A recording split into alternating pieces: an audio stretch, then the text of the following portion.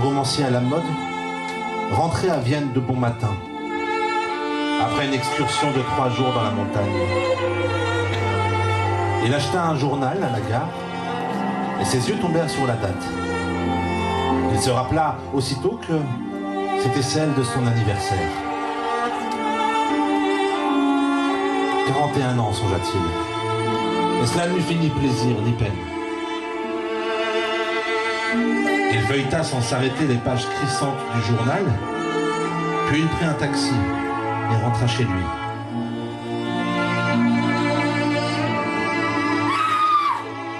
Son domestique, après lui avoir appris que pendant son absence il y avait eu 2 visites et quelques appels téléphoniques, lui apporta son courrier sur un plateau.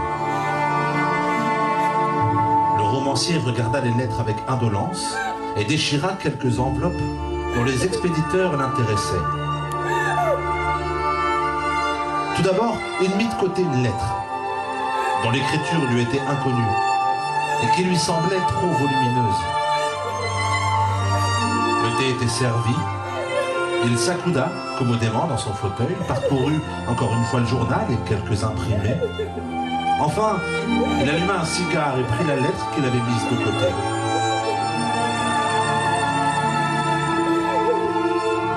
C'était environ 2 douzaines de pages, rédigées à la hâte, d'une écriture agitée de femme. Un manuscrit plutôt qu'une lettre. Involontairement, il tâta encore une fois l'enveloppe pour voir s'il n'y avait pas laissé quelques lettres d'accompagnement. Mais l'enveloppe était vide. Et comme les feuilles elles-mêmes, elles ne portaient ni adresse d'expéditeur ni signature. C'est étrange, pensa-t-il, et il reprit les feuilles. Comme épigraphe ou comme titre, le haut de la première page portait ces mots. « À toi, qui ne m'as jamais connu. » Il s'arrêta, étonné. S'agissait-il de lui? S'agissait-il d'un être imaginaire? Sa curiosité s'éveilla et il se mit à lire.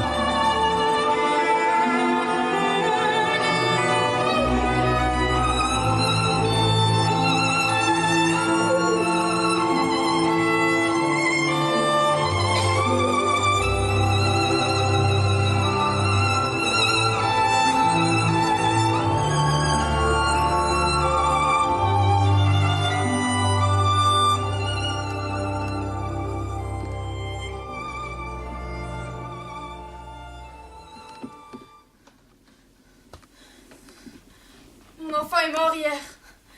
Pendant 3 jours et 3 nuits, j'ai lutté avec la mort pour sauver cette petite et tendre existence. Pendant 40 heures, je suis restée assise à son chevet tandis que la grippe secouait son pauvre corps brûlant de fièvre. J'ai rafraîchi son front en feu.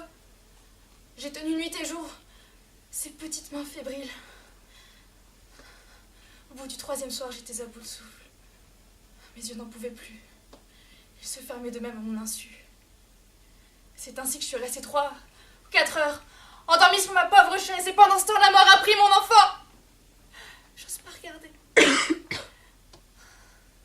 Maintenant, il est là, le cher étant petit, dans son lit étroit d'enfant. Tout comme au moment de sa mort. Seulement, on lui a fermé les yeux, ses yeux sombres et intelligents. On lui a joint les mains, et 4 cierges brûlés aux 4 coins du lit. J'ose pas regarder. J'ose pas bouger, car lorsque les flammes vacillent, des ombres glissent sur le visage et sur la bouche close. Et il me semble que ses traits s'animent, qu'il va se réveiller, et de sa voix claire me dire quelques mots de tendresse enfantine. Et je le sais. Et je ne veux plus regarder. Pour n'avoir plus encore à espérer, et pour n'être plus encore une fois déçu. Mais je le sais, je le sais. Mon enfant est mort.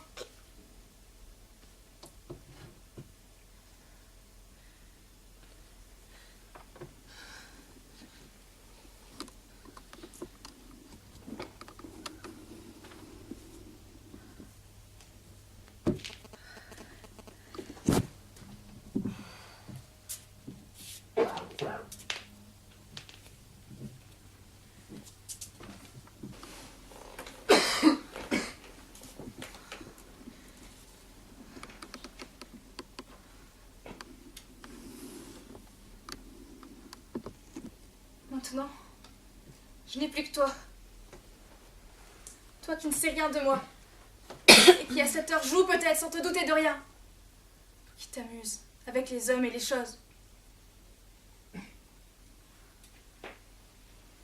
n'ai que toi. Toi qui ne m'as jamais connue. J'ai toujours aimé. Je peux pas rester seule avec mon enfant. Sans crier de toute mon âme. Et à qui pourrais-je m'adresser à cette heure effroyable sinon à toi? Toi qui as été tout pour moi et qui l'est encore. Je sais pas si je m'exprime assez clairement. Peut-être ne me comprends-tu pas. J'ai la tête si lourde. Mes tempes battent et bourdonnent.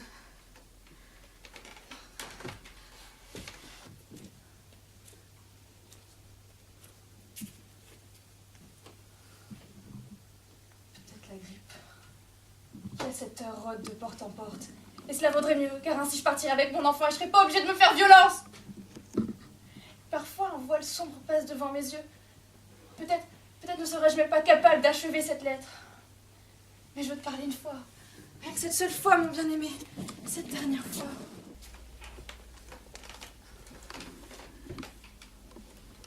Mais tu ne connaîtras mon secret que lorsque je serai morte. Quand tu auras plus à me répondre. Quand ce qui maintenant fait passer dans mes membres à la fois tant de glace et tant de feu m'aura définitivement emporté. N'aie pas peur de mes paroles. Une morte ne réclame rien. Elle ne réclame ni amour, ni consolation, ni compassion. La seule chose que je te demande, c'est de croire tout ce que va te révéler ma douleur, qui se réfugie vers toi. Crois tout ce que je te dis, c'est la seule chose que je te demande. On ment pas à l'heure de la mort de son unique enfant. Je veux te révéler toute ma vie. Cette vie qui véritablement n'a commencé que du jour où je t'ai connue.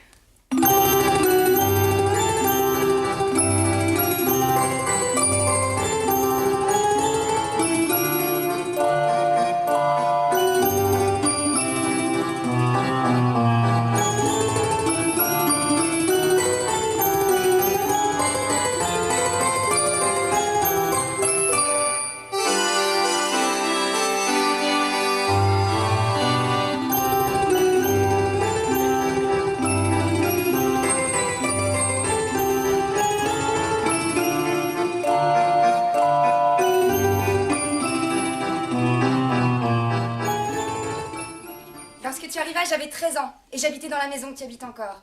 Dans cette maison où tu tiens maintenant entre tes mains cette lettre. Mon dernier souffle de vie. J'habitais sur le même palier, précisément la porte en face de ton appartement. Tu te souviens certainement plus de nous. De la pauvre veuve d'un fonctionnaire des finances. Elle était toujours en deuil. Et de sa maigre adolescente. Mais moi, je me souviens passionnément du moindre détail. Je sais encore comme si c'était hier. Le jour et même l'heure où j'entendis parler de toi pour la première fois. Ou pour la première fois je te vis.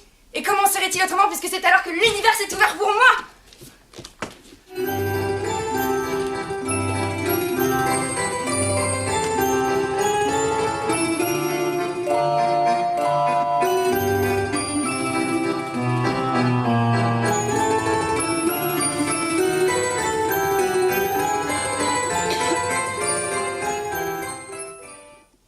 Permets, mon bien-aimé, que je te raconte tout.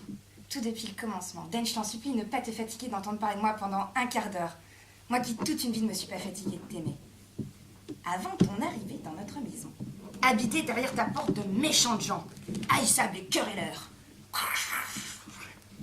Toute la maison haïssait d'un instinct unanime ces gens-là. Et lorsqu'un jour, ils eurent une histoire fâcheuse, je crois que l'homme fut emprisonné pour vol, et qu'ils furent obligés de vider les lieux, nous respirâmes tous. Pendant quelques jours, l'écriteau alloué fut accroché à la porte de l'immeuble. Puis, il fut enlevé. On apprit bien vite par le concierge qu'un écrivain, un monsieur seul et tranquille, avait pris l'appartement. C'est alors que j'entendis prononcer ton nom pour la première fois. Au bout de quelques jours vinrent des peintres, des décorateurs, des plâtriers, des tapissiers, pour remettre en état l'appartement quitté par ses crasseux occupants. Tous les travaux étaient dirigés par ton domestique. Ce domestique si bien stylé, petit, sérieux, les cheveux gris, qui dirigeait tout de haut avec des manières posées et assurées. Dès le premier jour, il salua respectueusement ma mère comme une dame, et même envers moi qui n'étais qu'une gamine. Il se montrait toujours affable et très sérieux. Lorsqu'il prononçait ton nom, c'était toujours avec une certaine révérence, une considération particulière. Comme je l'ai aimé pour cela, le bon vieux Johan. Bien que je l'enviaise d'être toujours autour de toi et de te servir. Je te raconte toutes ces petites choses, ridicules presque, pour que tu comprennes comment, dès le début, tu as pu acquérir sur moi une telle autorité.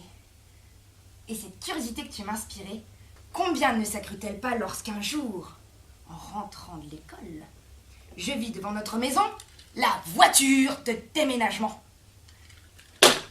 Je restais debout sur la porte pour pouvoir tout admirer. Il y avait là des idoles hindoues, des sculptures italiennes, de grands tableaux très colorés. Et puis vinrent des livres, si beaux et si nombreux que je n'aurais pu imaginer rien de pareil. Je ne pus que regarder les titres, craintivement, de côté. Il y avait parmi eux des livres anglais, français, certains autres dans des langues qui m'étaient inconnues.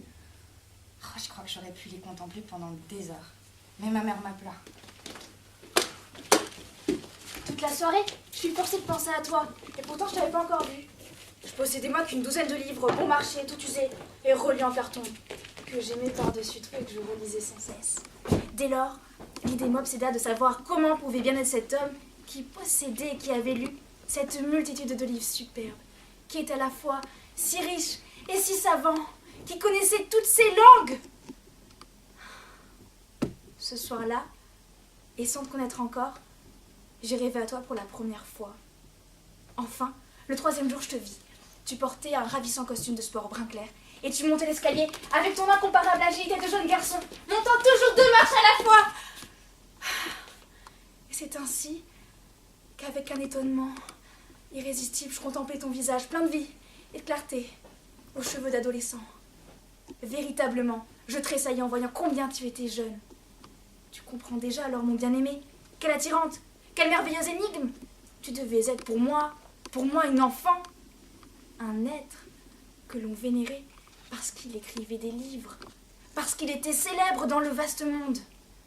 Le découvrir tout à coup, sous les traits d'un jeune homme de 25 ans, élégant, dois-je te dire qu'à partir de ce jour-là, dans notre maison, dans tout mon pauvre univers d'enfant, rien n'eut plus d'importance, si ce n'est que toi, et que, avec toute l'obsédante ténacité d'une fillette de 13 ans, je n'eus plus qu'une seule préoccupation, tourner autour de toi et de ton existence.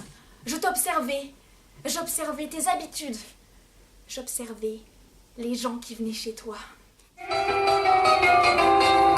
was a teenage wedding and the old folks wished them well. You could see that Pierre did truly love Mademoiselle. And now the young monsieur and madame, they rung the chapel bell.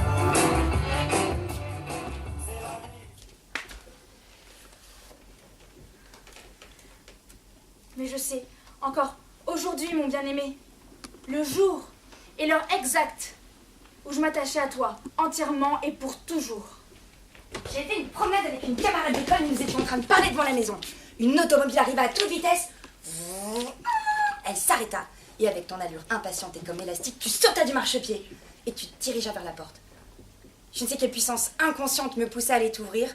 Je croisai tes pas, nous nous heurtâmes presque, tu me regardas avec ce regard doux, chaud, enveloppant, qui était comme une tendresse. Tu me souris d'une façon que je ne puis qualifier autrement que de tendre. Et tu me dis d'une voix fine et presque familière: merci beaucoup, mademoiselle. Ce fut tout, mon bien-aimé. Mais depuis cette seconde, depuis que j'eus senti sur moi ce regard doux et tendre, je fus tout entière à toi. Je me suis rendu compte plus tard, me rendu compte bientôt, que ce regard rayonnant, ce regard exerçant autour de toi comme une aimantation, ce regard qui à la fois vous enveloppe et vous déshabille, ce regard du séducteur né, tu prodigues à toute femme qui passe près de toi, à tout employé de magasin qui te vend quelque chose, à toute femme de chambre qui t'ouvre la porte. Chez toi, ce regard n'a rien de conscient, ni ennui, ni volonté, ni attachement. C'est que ta tendresse pour les femmes, tout inconsciemment, donne un air doux et chaud à ton regard lorsqu'il se tourne vers elles. Moi, une enfant de 13 ans. J'avais pas idée de ce trait de ton caractère. Je fus comme plongée dans un fleuve de feu. Je ne crus que cette tendresse n'était que pour moi seule. Cette unique seconde suffit à faire une femme de l'adolescente que j'étais. Et cette femme fut à toi pour toujours. Qui est-ce? Demande à mon ami. Je puis pas lui répondre tout de suite. Il me fut impossible de dire ton nom. Dès cette première, cette unique seconde. Il m'était sacré. Il était devenu mon secret. Bah, monsieur qui habite ici dans la maison, balbutiai-je maladroitement. Bah pourquoi t'as rougi comme ça quand il t'a regardé? Je la laissais là et je montais chez moi en courant. C'est depuis cette seconde que je t'ai aimé. Je sais que les femmes t'ont souvent dit ce mot à toi, leur enfant gâté, mais crois-moi, personne ne t'a aimé aussi fort, comme une esclave, comme un chien, avec autant de dévouement que cette tête que j'étais alors et que pour toi je suis toujours restée. Rien sur la terre ne ressemble à l'amour inaperçu d'une enfant retirée dans l'ombre. Cet amour est si désintéressé, si humble, si soumis, si attentif et si passionné que jamais il pourrait être égalé par l'amour fait de désir et malgré tout exigeant d'une femme épanouie. Seuls les enfants solitaires peuvent garder pour eux toute leur passion. Les autres dispersent leurs sentiments dans des bavardages et les moussent dans des confidences. Ils ont beaucoup entendu parler de l'amour, ils l'ont retrouvé dans les livres et ils savent que c'est une loi commune. Ils jouent avec lui, comme avec un hochet. Ils en tirent vanité, comme un garçon de sa première cigarette. Mais moi, je n'avais personne à qui me confier. Je n'avais personne pour m'instruire et m'avertir. J'étais inexpérimentée et ignorante. Je me précipitais dans mon destin comme dans un abîme. Tout ce qui montait et s'épanouissait dans mon être ne connaissait que toi, ne savait que rêver de toi et te prendre pour confident. Tu étais pour moi, comment dirais-je, toute comparaison serait trop faible. Tu étais précisément tout pour moi, toute ma vie. Rien n'existait que si cela se rapportait à toi. Rien dans mon existence n'avait de sens que si cela me rapprochait de toi. Tu métamorphosas toute ma façon de vivre. Je lisais des centaines de livres et très tard dans la nuit parce que je savais que j'aimais les livres. Je rave de regretter et je soins de ma parure uniquement pour avoir un air plaisant et propre à tes yeux. Et l'idée que ma vieille blouse de classe avait du côté gauche un carré d'étoffe rapporté. Cette idée m'était odieuse. Si par hasard tu l'as remarqué, si tu me méprisais, c'est pourquoi je tenais toujours ma serviette serrée quand je montais des escaliers en courant, tremblante de peur que tu ne l'aperçoives. Mais comme c'était insensé, puisque jamais, presque jamais plus tu ne m'as regardé. Et pourtant, à vrai dire, je passais mes journées à t'attendre et à te guetter. Il y avait à notre porte une petite lunette de cuivre jaune peinte au rond de laquelle on pouvait voir ce qui se passait de l'autre côté, devant chez toi. Cette lunette, non, ne souris pas, mon bien-aimé. Aujourd'hui encore, je n'ai pas honte de ces heures-là. Cette lunette était pour moi l'œil avec lequel j'explorais l'univers. Là, pendant des mois et des années, dans le vestibule glacial, j'étais assise, un livre à la main, craignant la méfiance de ma mère et passant des après-midi entiers à guetter, tendue comme une corde de violon, et vibrante comme elle quand ta présence la touchait. Je savais tout de toi. Je connaissais chacune de tes habitudes, chacune de tes cravates, chacun de tes costumes. Je repérais et distinguais bientôt chacun de tes visiteurs et je les répartis en 2 catégories. Ceux qui m'étaient sympathiques et ceux qui m'étaient antipathiques. De ma 13e à ma 16e année, il ne s'est pas écoulé 1 heure que je n'ai vécu pour toi. Quelle folie n'ai-je pas commise alors? Je baisais le bouton de la porte que ta main avait touché. Je dérobais furtivement le mégot de cigarette que tu avais jeté avant d'entrer. Et il était sacré pour moi, parce que tes lèvres l'avaient effleuré. 100 fois le soir, sous n'importe quel prétexte, je descendais dans la rue. Pour voir dans laquelle de tes chambres il y avait de la lumière, et ainsi sentir de manière plus concrète ta présence, ton invisible présence. Et pendant les semaines où tu étais en voyage, mon cœur s'arrêtait toujours de crainte quand je voyais le brave Johan descendre ton sac de voyage jaune. Ces semaines-là, ma vie était morte, sans objet. J'allais et venais de mauvaise humeur avec ennui et méchanceté. Et il fallait toujours veiller pour que ma mère ne remarquât pas mon désespoir, à mes yeux rougis de larmes.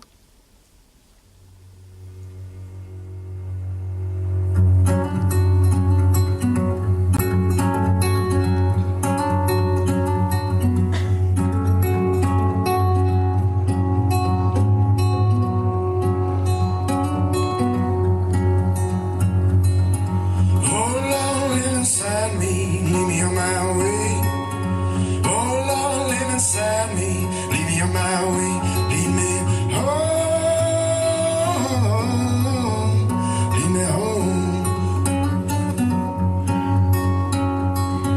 Oh Lord, in the darkness, lead me on my way.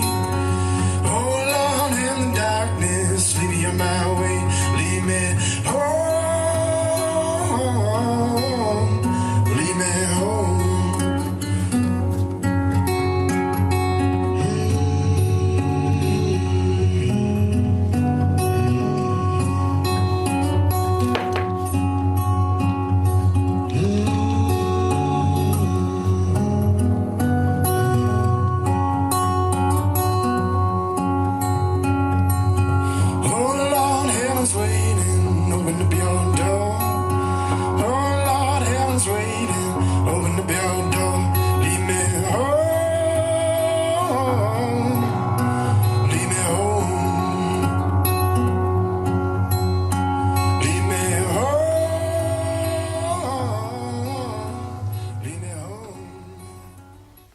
Je sais que je te raconte là de grotesques exaltations et de puériles folies.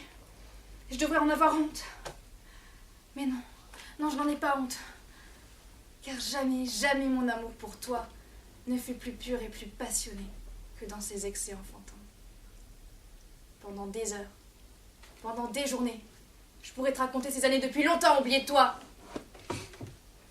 Je pourrais dérouler tout le calendrier de ta vie.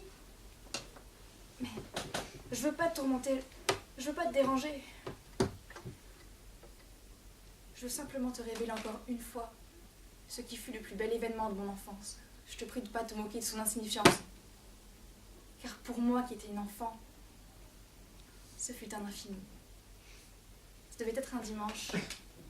Tu étais parti en voyage et ton domestique traînait les lourds tapis qu'il venait de battre à travers la porte ouverte de ton appartement. Il avait de la peine à les porter, le bon vieux. Et dans un accès d'audace, j'allai à lui et lui demandai si je ne pourrais pas l'aider. Il fut surpris, mais il me laissa faire. Et c'est ainsi que je vis l'intérieur de ton appartement. La table sur laquelle tu t'asseyais pour écrire et sur laquelle il y avait quelques fleurs dans un vase de cristal bleu. Tes meubles, tes tableaux, tes livres. Pas celui qu'un fugitif et furtif regarde dans ta vie, car le fidèle Johan m'aurait sûrement interdit de regarder de trop près, mais ce regard me suffit pour absorber toute l'atmosphère. Et il me fournit une nourriture suffisante pour rêver à toi, infiniment, dans mes veilles et dans mon sommeil. Cette rapide minute fut la plus heureuse de mon enfance. J'ai voulu te la raconter afin que toi qui ne me connais pas, tu commences enfin à comprendre comment une vie s'est attachée à toi jusqu'à s'y anéantir. J'ai voulu te la raconter avec cette autre encore, cette heure si terrible, qui malheureusement fut si voisine de la première. J'avais, comme je te l'ai dit, tout oublié pour toi. Je m'occupais de personne et je me souciais pas de ma mère. Je remarquais pas qu'un vieux monsieur, un commerçant d'Innsbruck, venait souvent la voir et restait longtemps. Un jour, ma mère m'appela, avec une certaine gravité, en me disant qu'elle avait à me parler sérieusement. Elle m'embrassa tendrement, ce qu'elle ne faisait jamais. Elle m'attira près d'elle sur le canapé et commença alors à me raconter que son parent, qui était veuf, lui avait demandé en mariage. Et qu'elle était décidée principalement, à cause de moi, à l'accepter. Le sang me monta. Je me trouvais complètement désemparée. Et une seule pensée répondit en mon fort intérieur. Pensée toute tournée vers toi. Mais au moins nous allons rester ici. Puis-je à peine balbutier encore. Non. Nous allons à Innsbruck. Ferdinand a une belle villa là-bas. Je n'en entendis pas davantage.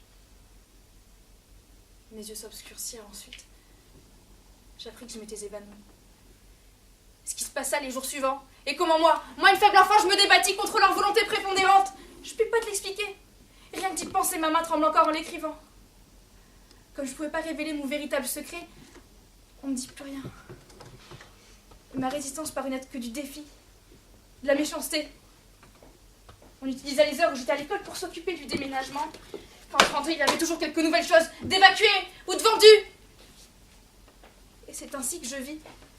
L'appartement s'en allait pièce par pièce et ma vie en même temps. Un jour, je rentrais et je constatais que les déménageurs étaient venus. Ils avaient tout emporté.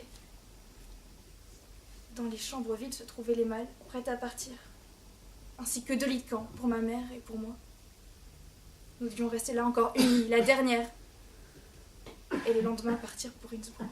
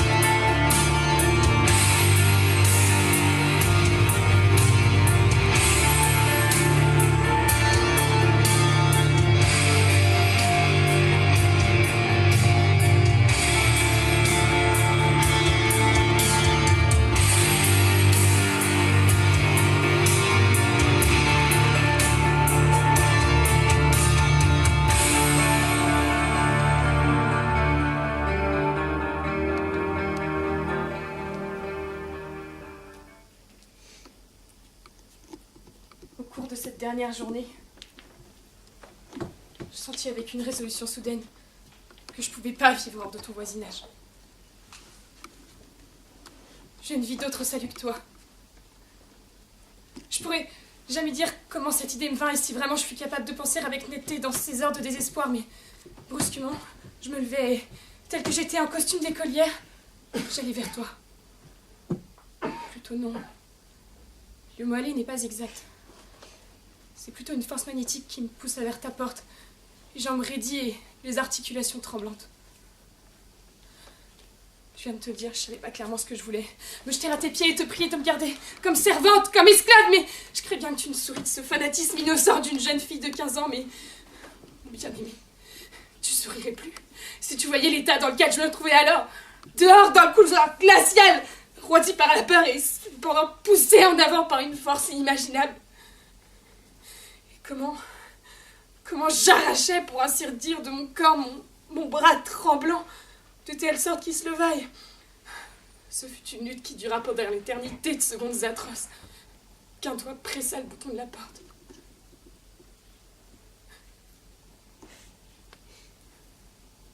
Encore aujourd'hui, j'ai dans l'oreille le bruit strident de la sonnette, puis le silence qui suivait. Tandis que mon cœur s'arrêtait de battre, et que mon sang ne circulant plus, je quittais seulement si tu allais venir.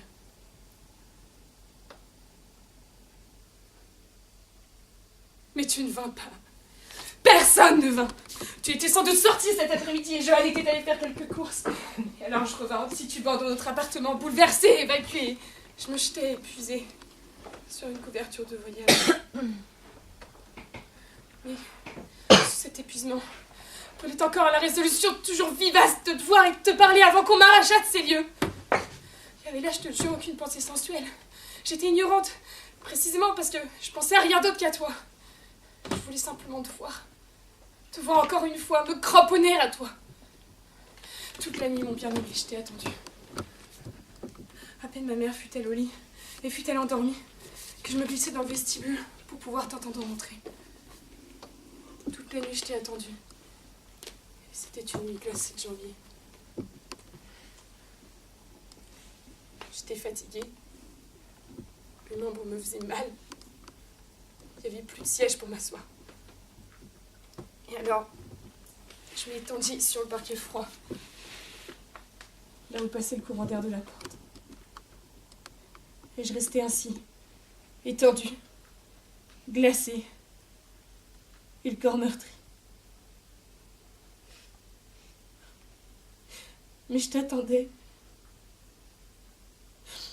Je t'attendais. Je t'attendais comme mon destin. Enfin, il était déjà sans doute 2 ou 3 heures. J'entendis en bas la porte de Larry s'ouvrir et puis des pas qui montaient l'escalier. Le froid m'avait brusquement quitté. Une vive chaleur s'empara de moi. Je me précipitai vers la porte et je l'ouvris doucement pour pouvoir me précipiter vers toi et me jeter à tes pieds. Je ne sais vraiment pas ce que folle enfant j'aurais fait alors. Les pas se rapprochèrent. La lumière d'une bougie vacilla dans l'escalier. Je tenais en tremblant le loquet de la porte. Était-ce bien toi qui rentrais ainsi?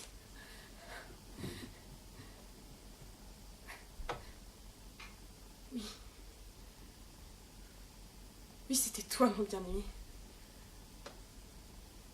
Mais tu n'étais pas seul. J'entendis un rire, léger et joyeux. Le foufou d'une robe de soie. Ta voix qui parlait bas. Tu rentrais chez toi avec une femme. Comment j'ai pu survivre à cette nuit, je ne sais pas. Le lendemain matin à 8h, on m'emmenait à Innsbruck. J'avais plus de force pour résister.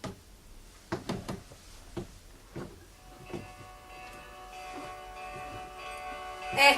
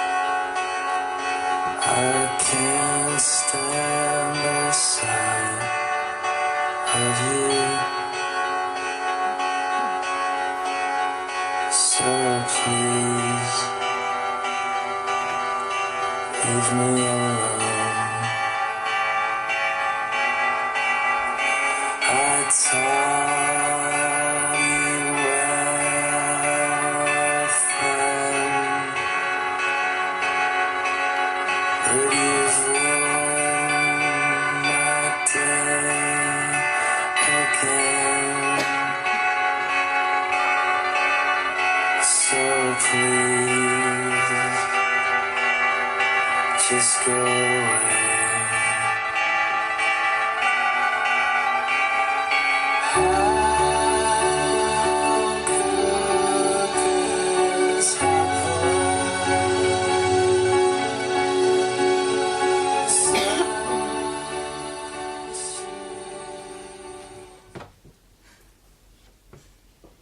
Mon enfant est mort. Désormais.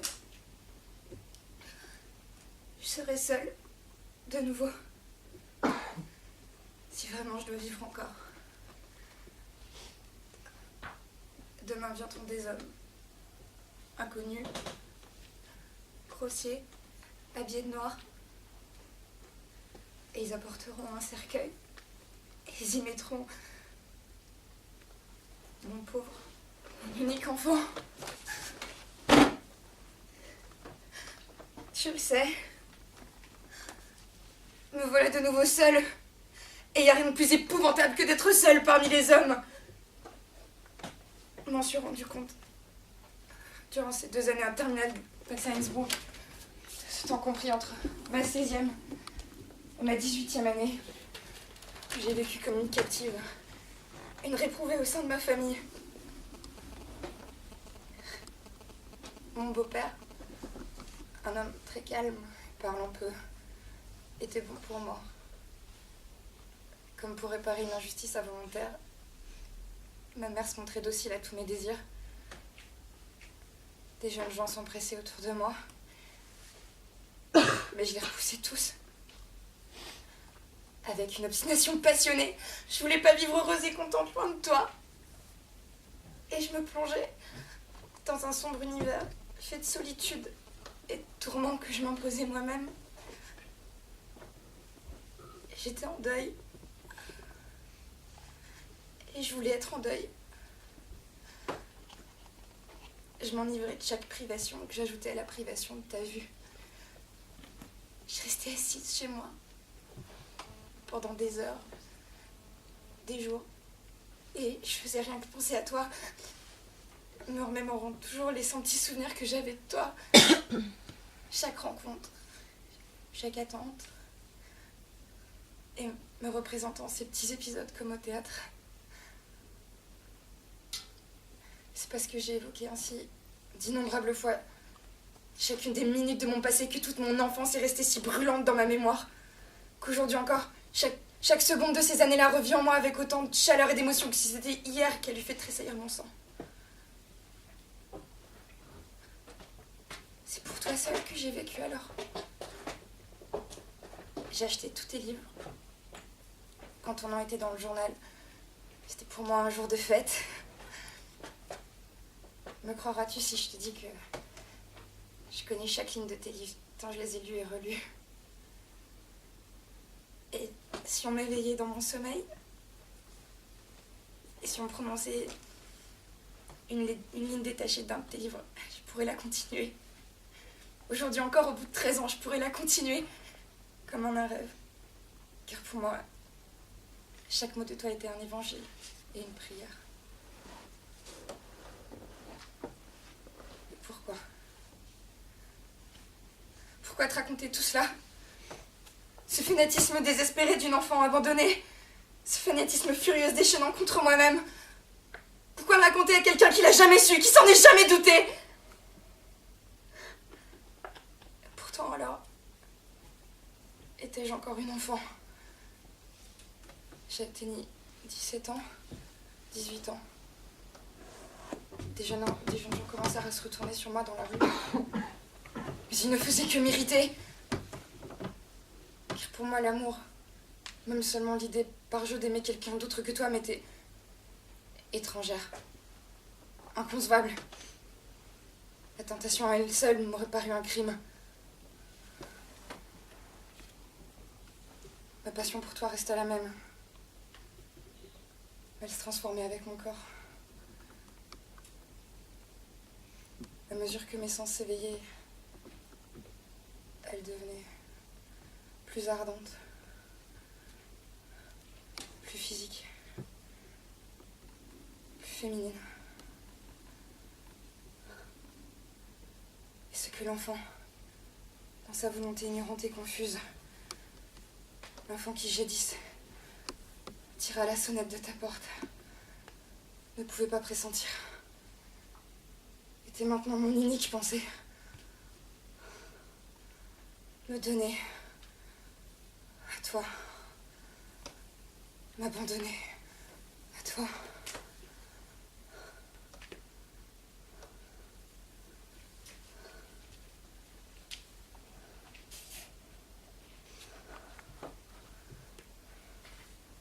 Les gens qui étaient autour de moi pensaient que j'étais craintive et m'appelaient timide. Mais en moi se formait une volonté de faire. Toute ma pensée, tous mes efforts étaient tendus vers un seul but. Revenir à Vienne, revenir près de toi. Et je réussis à imposer ma volonté!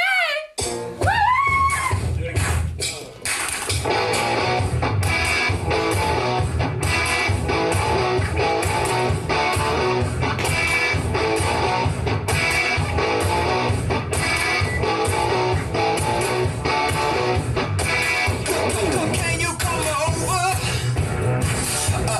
Are you around? I need to get better. I wanna get down. Nothing like it. What are you saying? I don't wanna fight it. I like the way that you sing.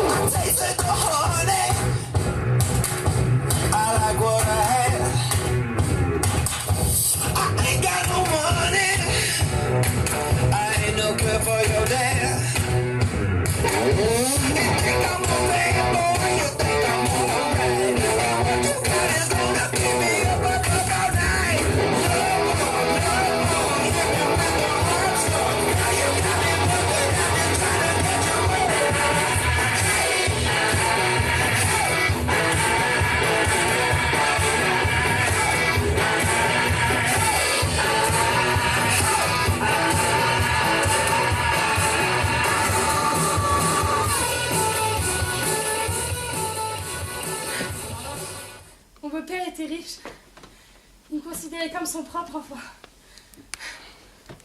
Mais avec un farouche entêtement, je persistais à vouloir gagner ma vie moi-même. Et je parvins enfin à revenir à Vienne, chez un parent, comme employé d'une grande maison de confection. Est-il besoin de te dire où je me rendis d'abord lorsque, par un soir brumeux d'automne, enfin j'arrivais à Vienne. Je laissais ma malle à la gare. Je me précipitais dans un tramway. Avec quelle lenteur il me semblait marcher, chaque heure aimée exaspérée. Et je courais devant la maison. Tes fenêtres étaient éclairées. Tout mon cœur battait violemment. C'est alors seulement que je retrouvais de la vie dans cette ville dont le vacarme avait été pour moi jusqu'à présent si étranger, si vide de sens. C'est alors seulement que je me repris à vivre, me sentant près de toi, mon rêve de toujours. Je regardais là-haut, toujours là-haut. Là, il y avait de la lumière. Là était la maison. Là, tu étais, toi, mon univers. Pendant 2 ans, j'avais rêvé à cette heure. Maintenant, il m'était donné de la vivre. Et toute la soirée, cette soirée d'automne douce et nuageuse, je restais devant tes fenêtres jusqu'à ce que la lumière s'éteignît. Ce n'est qu'à l'heure que je me mis à la recherche de ma douleur. Chaque soir, je revins devant la maison. Tous les jours, à 6 heures, je terminais au magasin. Et dès que le rideau de fer était baissé derrière moi, je courais tout droit à mon poste chéri. Te voir une seule fois, te rencontrer une seule fois, c'était mon unique désir, pouvoir de nouveau embrasser de loin ton visage avec mon regard. Au bout d'une semaine, cela se produisit au moment où je m'y attendais le moins. Pendant que j'observais tes fenêtres là-haut, je vins à moi en traversant la rue. Et soudain, je redevins l'enfant de 13 ans que j'avais été. Je sentis le sang affluer à mes joues. Involontairement, malgré mon plus intime désir de voir tes yeux, je baissai la tête et passai devant toi en courant comme une bête traquée. Ensuite, j'eus honte de cette fuite effarouchée de petite écolière. Car désormais, ma volonté était claire. Je te cherchais. Je voulais te rencontrer. Je voulais être connue de toi, après toutes ces années où mon attente était restée plongée dans l'ombre. Je voulais être appréciée de toi. Je voulais être aimée de toi. Mais pendant longtemps, tu ne me remarquas pas. Souvent, j'attendis en vain pendant des heures. Souvent, tu sortais enfin de chez toi, accompagné par des visiteurs. 2 fois, je te vis aussi avec des femmes. Et dès lors, je compris que j'avais grandi. Je sentis le caractère nouveau et différent de mon sentiment pour toi, au brusque tressaillement de mon cœur qui me déchira l'âme lorsque je vis une femme étrangère marcher d'un pas si assuré à ton côté en te donnant le bras. J'étais pas surprise, car depuis mon enfance, je connaissais tes éternelles visiteuses. Mais désormais, il se formait en moi comme une douleur physique et quelque chose se tendait en moi, fait à la fois d'hostilité et d'envie, en présence de cette évidente familiarité physique avec une autre. Cruellement fière comme j'étais, comme peut-être je suis restée encore. Pendant une journée, je me tins à l'écart. Mais quelle fut atroce pour moi cette soirée vide dans l'orgueil et la révolte, passée sans voir ta maison. Le lendemain, j'étais déjà humblement revenue à mon poste.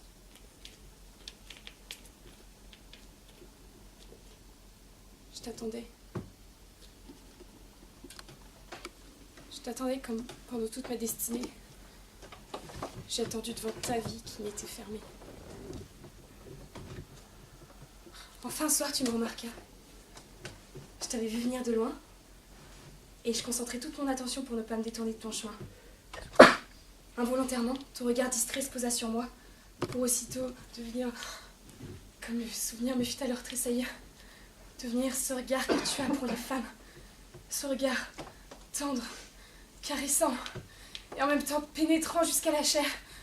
Ce regard-là, j'ai déjà conquérant, qui pour la première fois fit de l'enfant que j'étais une femme et une amoureuse.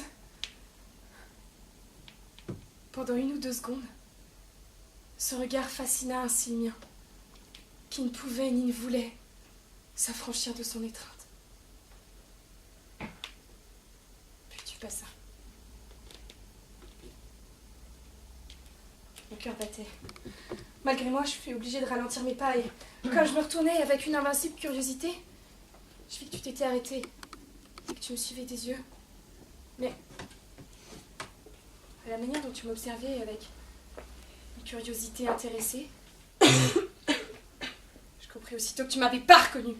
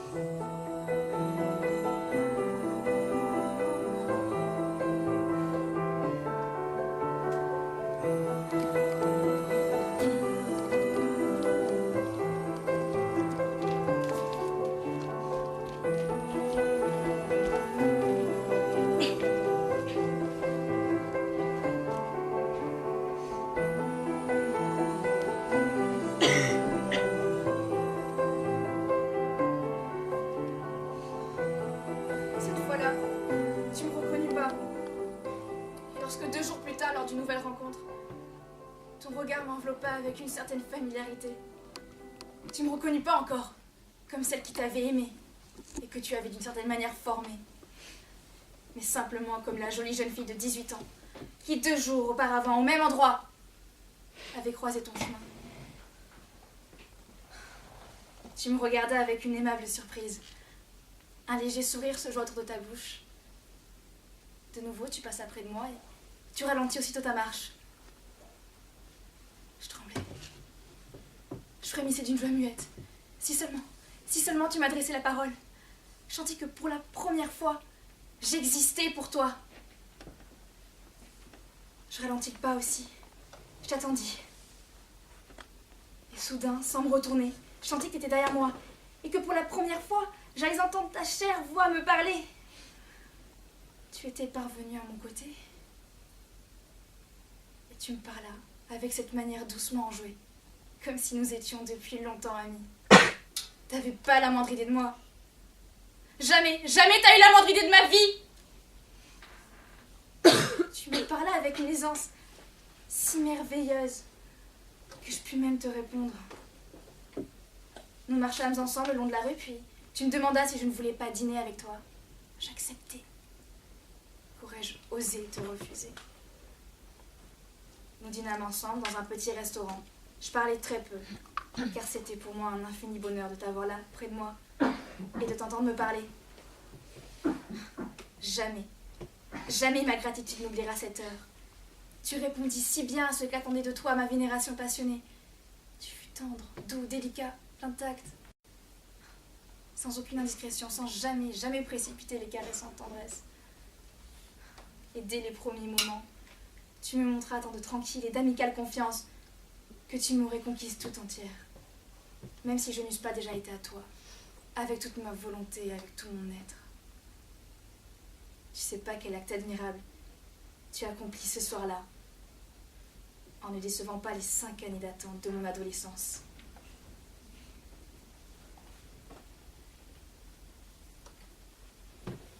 Il était tard. Nous partîmes. À la porte du restaurant, tu me demandas si j'étais pressée ou si j'avais le temps. Comment aurais-je pu te cacher que j'étais à ta disposition? Je t'ai répondu que j'avais le temps. Puis tu me demandas, surmontant une légère hésitation, si je voulais pas venir un moment chez toi pour bavarder. Avec plaisir, si sans m'interroger une seconde, trouvant ça tout naturel. Et je vis aussitôt que la rapidité de mon acceptation t'avait saisi. D'une façon désagréable ou peut-être plaisante, mais qu'en tout cas, t'étais visiblement surpris. Nous montâmes chez toi. Et voici qu'une tempête s'abattait sur moi maintenant que tout s'accomplissait pour moi. Et qu'avec toi, moi avec toi, j'entrais dans ta maison, dans notre maison. Je pense que jusqu'à ta porte, tout durant mon existence n'avait été que triste réalité. J'avais vu devant moi qu'un monde terne et quotidien. Et voici que s'ouvrait le pays enchanté dont rêve l'enfant. Le royaume d'Aladin. Je pense que 1000 fois mes yeux avaient fixé ardemment cette porte que je franchissais maintenant d'un pas chancelant. Et tu sentiras seulement mon bien-aimé, car tu le sauras jamais tout à fait. Combien d'heures de ma vie se concentraient en cette vertigineuse minute. Je passais toute la nuit chez toi. Tu t'es pas douté qu'avant toi, jamais encore un homme ne m'avait touchée. Ni même que personne n'avait vu ou effleuré mon corps. Comment aurais-tu pu le supposer? Je t'offrais aucune résistance. Je réprimais toute hésitation de pudeur uniquement pour que tu ne puisses pas deviner le secret de mon amour pour toi, qui t'aurait certainement effrayé. Car tu n'aimes que le jeu, la légèreté, le badinage. Tu redoutes de t'immiscer dans une destinée. Tu veux goûter sans mesure à toutes les joies du monde, mais tu veux pas de sacrifice. Mon bien-aimé, si je te dis maintenant que j'étais vierge quand je me suis donnée à toi, comprends-moi bien, je t'accuse pas. Tu m'as pas attiré, ni trompé, ni trahi. C'est moi-même qui suis allée vers toi, poussée par mon propre désir, qui me suis jetée à ton cou, qui me suis précipitée dans ma destinée. Jamais je t'accuserai. Au contraire, toujours je te remercierai. Car pour moi, elle a été bien riche, bien débordante de bonheur cette nuit-là, bien éclatante de volupté.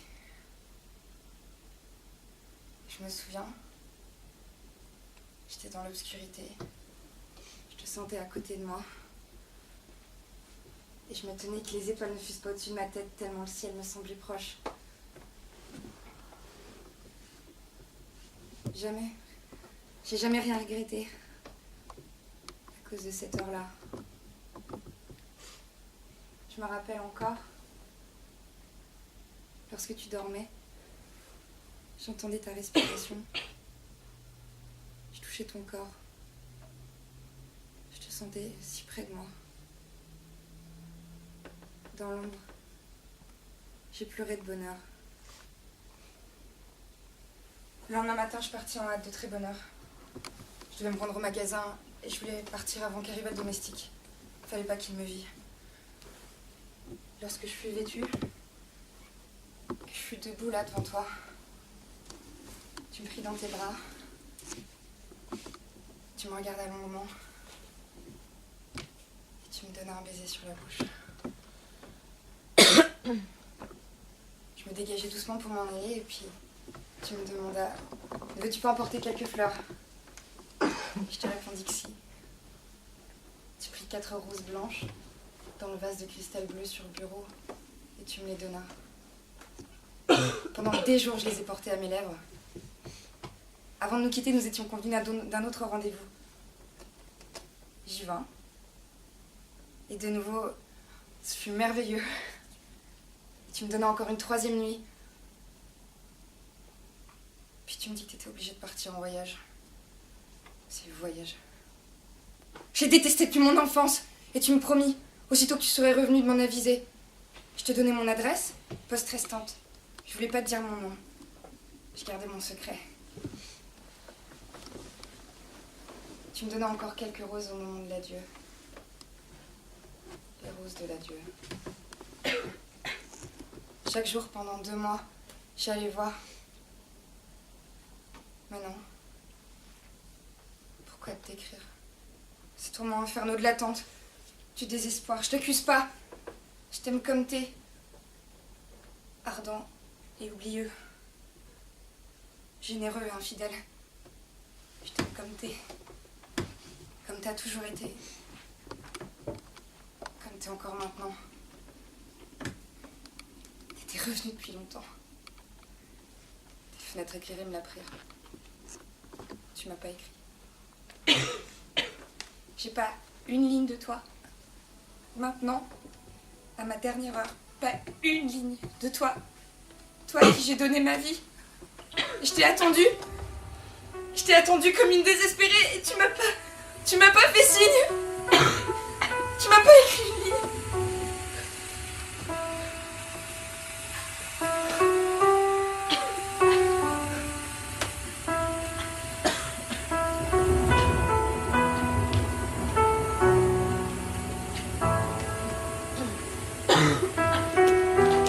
Messieurs, dames, nous allons faire un petit entracte de 5 petites minutes histoire de prendre le frais, de dégourdir les fesses et on reprend la suite du spectacle.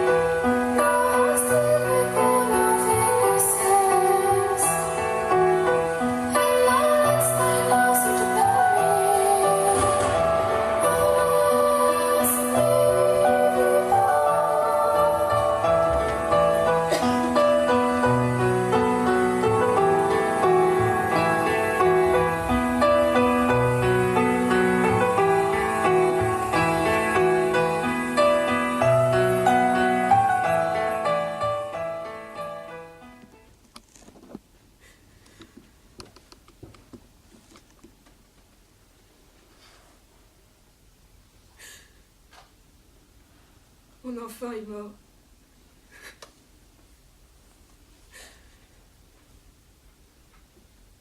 C'était aussi ton enfant.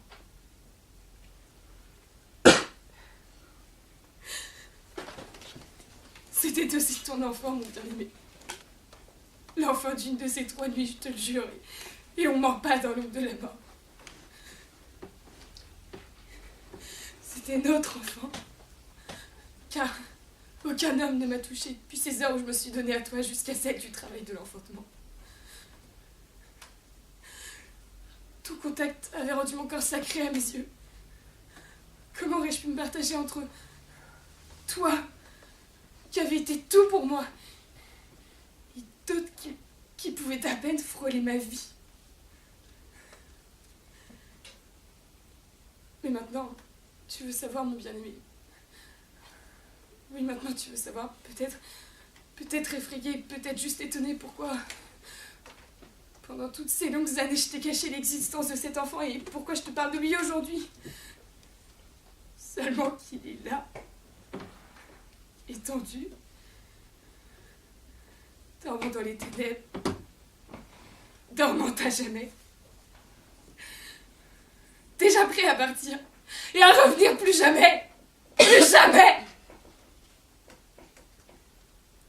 Mais pourtant, comment aurais-je pu te le dire? Jamais tu m'aurais cru. Moi, l'étrangère, trop facilement disposée à t'accorder ces 3 nuits.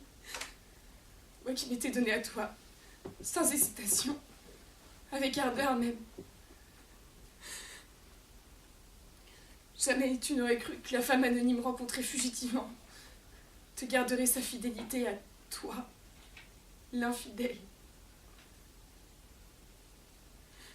Jamais tu n'aurais reconnu sans méfiance cet enfant comme étant le tien.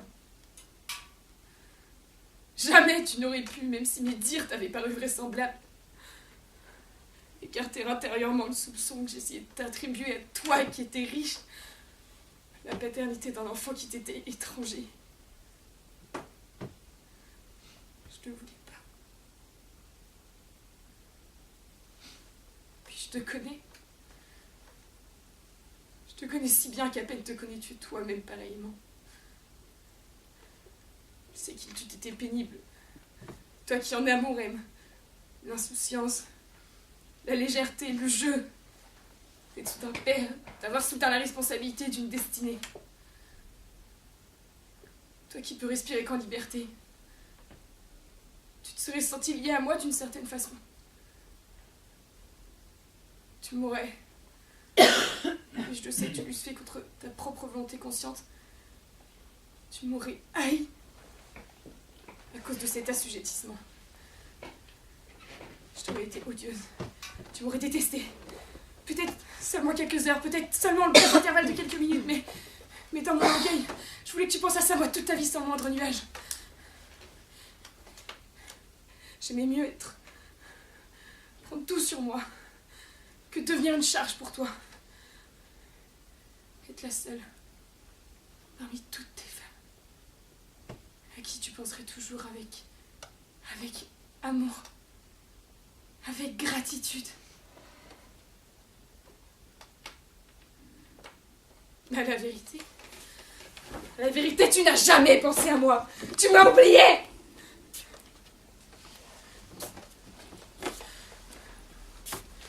Pardonne-moi. Pardonne-moi si parfois une goutte d'amertume coule de ma plume, mais mon enfant, notre enfant, n'est-il pas là, couché sous la flamme vacillante des cierges? Pardonne-moi cette plainte. Pardonne-la-moi. Sans doute tu m'aurais alors secouru, sans même avoir la certitude que c'était bien ton enfant. Tu m'aurais consolé.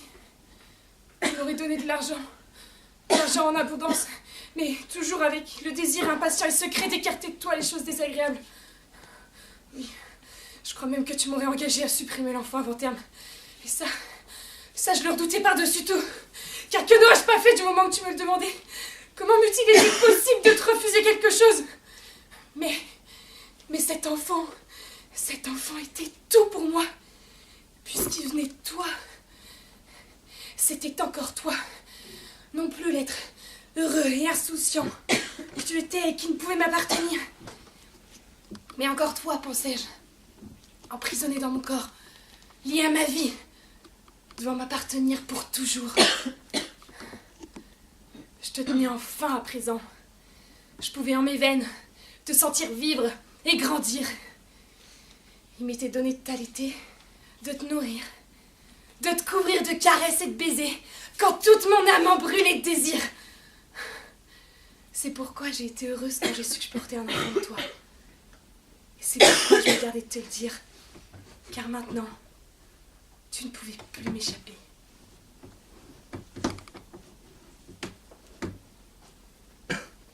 Il est vrai qu'il n'y eut pas que des mois de bonheur. Comme ma pensée s'en était réjouie d'avance.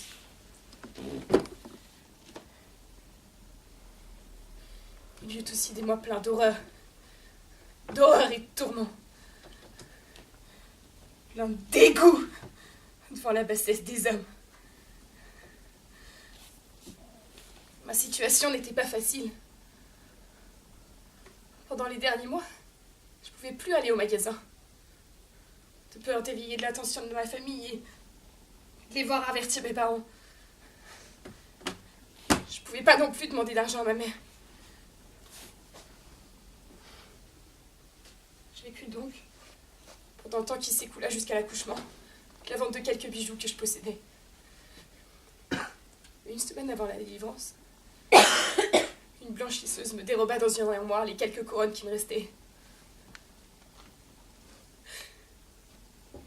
De sorte que je suis allée à l'hôpital.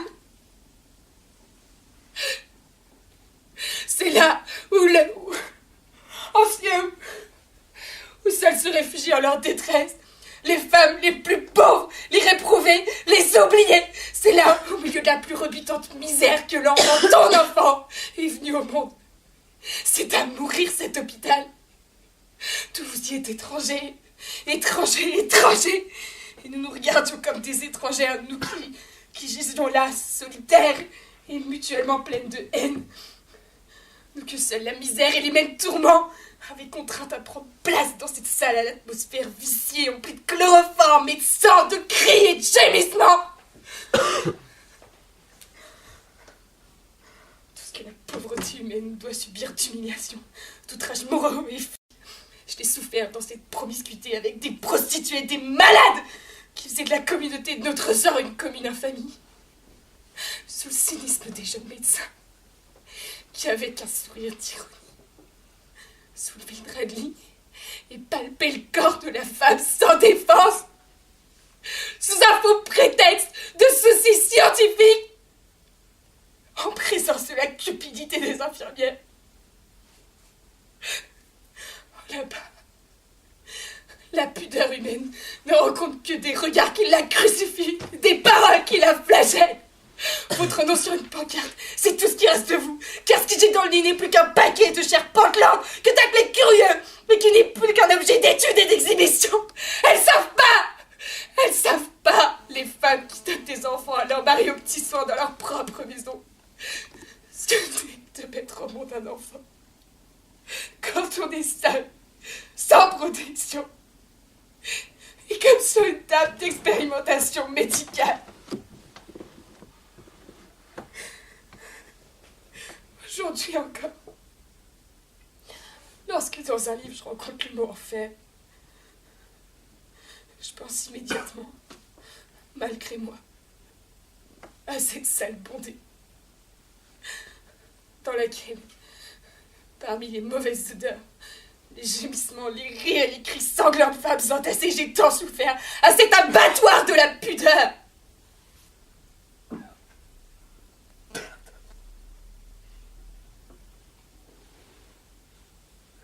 Pardonne-moi de te parler de cela, mon bien-aimé. C'est la seule fois que je le fais. Je t'en parlerai jamais plus. Jamais plus. Pendant 11 ans, Je n'en ai 10 mots et bientôt je serai muette pour l'éternité. Mais j'avais besoin de le crier une fois. Ce que m'avait coûté cet enfant, qui était ma félicité, et qui à présent est là, inanimé. Je les avais déjà oubliés ces heures-là. Depuis longtemps oubliés dans le sourire, dans la voix de l'enfant, dans mon bonheur. Mais maintenant qu'il est mort, mon supplice lui est devenu vivant. J'avais besoin de le crier une fois, cette seule fois. Et je t'accuse pas, mon bien-aimé. Non, je t'accuse pas. J'accuse que Dieu. Rien que Dieu qui a voulu ce supplice absurde. Je t'accuse pas, non. Jamais dans ma colère je me suis dressée contre toi. Même lorsque mon corps se tordait dans les douleurs, même lorsque devant les jeunes externes ils brûlaient de honte en subissant les attouchements de leur regard, même à la seconde où la douleur me déchira l'âme, jamais je t'ai accusé devant Dieu. Jamais j'ai regretté nos nuits. Jamais mon amour pour toi n'a subi l'atteinte d'un reproche de ma part. Toujours je t'ai aimé. Toujours j'ai béni l'heure où je t'ai rencontré. Et tu sais, je de nouveau traversé l'enfer de ces heures-là. Oh, mon bien-aimé, je referai encore une fois tout ce que j'ai fait. Encore une fois, encore 1000 fois.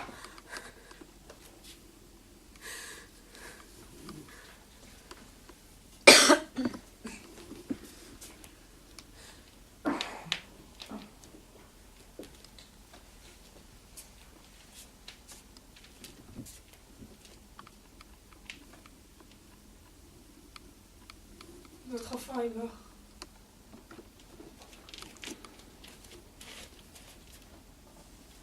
Dès que j'eus cet enfant, je me tins caché à tes yeux et pendant longtemps. Mon ardent amour pour toi était devenu moins douloureux. Je crois même que je t'aimais plus aussi passionnément. Tout au moins, mon amour pour toi ne me faisait plus autant souffrir. Je voulais pas me partager entre toi et lui.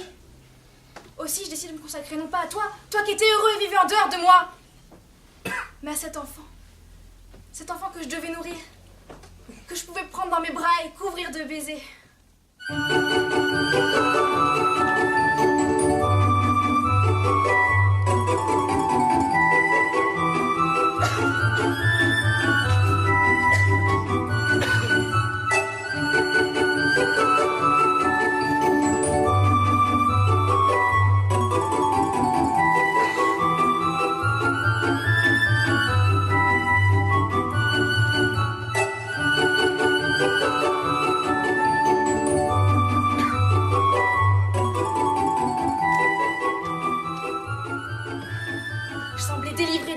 Que tu avais jeté dans mon âme, arraché à mon mauvais destin, sauvé par cet autre toi-même, mais qui était vraiment à moi. Et ce n'était plus que rarement, tout à fait rarement, que mon humble passion se portait au-devant de ta maison. Je faisais plus qu'une chose. Une fois par an, à ton anniversaire, je t'envoyais un bouquet de roses blanches, exactement pareil à celle que tu m'avais offerte lors de notre première nuit d'amour. Mais t'es-tu jamais demandé, en ces 10, en ces 11 années, qui te les envoyait? T'es-tu souvenu peut-être un jour de celle à qui tu as offert des roses pareilles? Je l'ignore. Je connaîtrai jamais ta réponse. Jamais tu n'as connu notre enfant. Aujourd'hui, je m'en veux de l'avoir dérobé à tes yeux, car tu l'aurais aimé. Jamais tu ne l'as connu. Jamais tu ne l'as vu sourire quand il soulevait légèrement ses paupières et que ses yeux noirs et intelligents, tes yeux, jetés sur moi, jetés sur le monde entier, leur lumière claire et joyeuse. Oh, il était si joli, il était si charmant. Toute la légèreté de ton être semblait se retrouver en cet enfant Ton imagination vive et remuante se renouvelait en lui. Pendant des heures, on pouvait le voir jouer avec un objet. Comme toi, tu peux prendre plaisir à jouer avec la vie. Puis, on le voyait redevenir sérieux, se tenir droit devant ses livres, les sourcils froncés. Sa ressemblance avec toi grandissait chaque jour. Déjà semblait se développer en lui cette dualité de sérieux et d'enjouement qui t'est propre. Et plus il te ressemblait, plus je l'aimais. Il apprenait bien.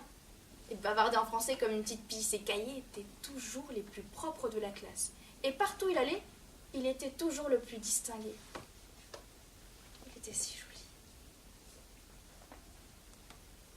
À présent, il n'a plus rien que sa chemisette.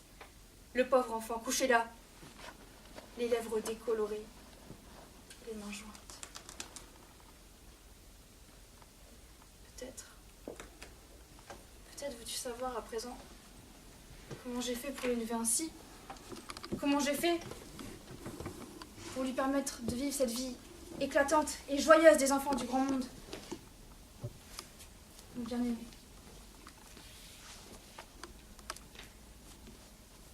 Mon bien-aimé, c'est au sein de l'ombre que je te parle, j'ai pas de honte. Je vais te le dire, je vais te le dire. T'es vrai. Mon bien-aimé. Mon bien-aimé, je me suis vendue. Je n'ai pas été précisément ce qu'on appelle une fille de la rue, une prostituée. Mais je me suis vendue. J'ai eu des riches amis, des amants fortunés. Au début, je les ai cherchés. Puis ce furent eux qui me cherchèrent, car l'as-tu jamais remarqué? J'étais très jolie. Tous m'ont pris en affection. Tous se sont attachés à moi. Tous m'ont aimé. Tous sauf toi seul. Toi seul, mon bien-aimé. Méprises-tu?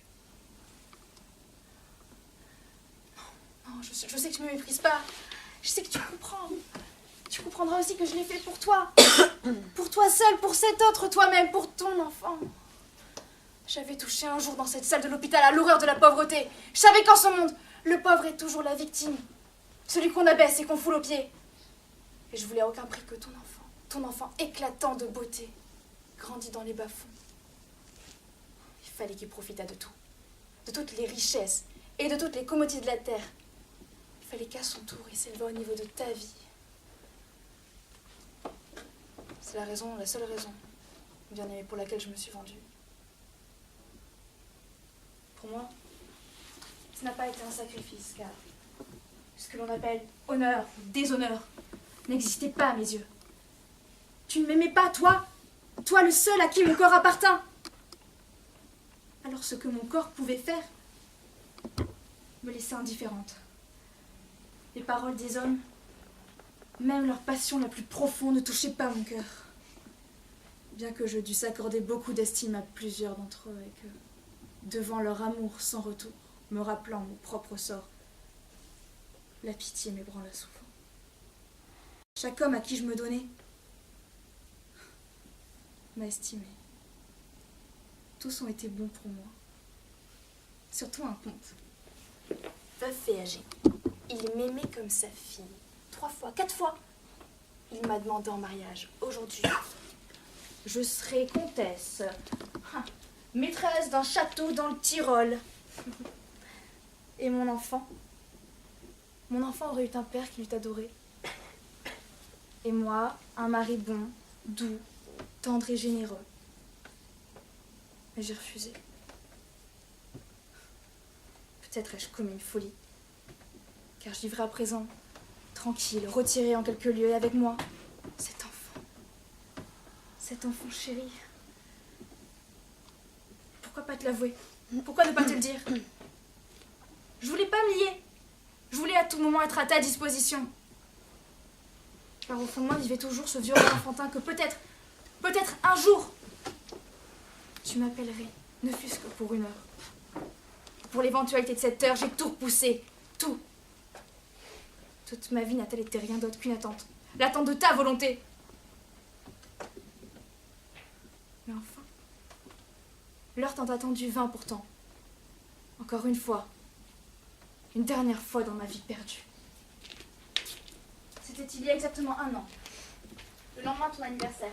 C'est étrange car cet anniversaire, je le souhaite toujours comme une fête. Je suis sortie de bon matin. J'avais acheté les roses, celles que je t'ai envoyées. L'après-midi, j'allais promener l'enfant. Je le menais à la pâtisserie de Mel et puis ensuite, nous allâmes au théâtre. Je voulais en quelque sorte que lui aussi considérât dès sa jeunesse ce jour-là comme une fête mystique, sans qu'il en ait connu la signification.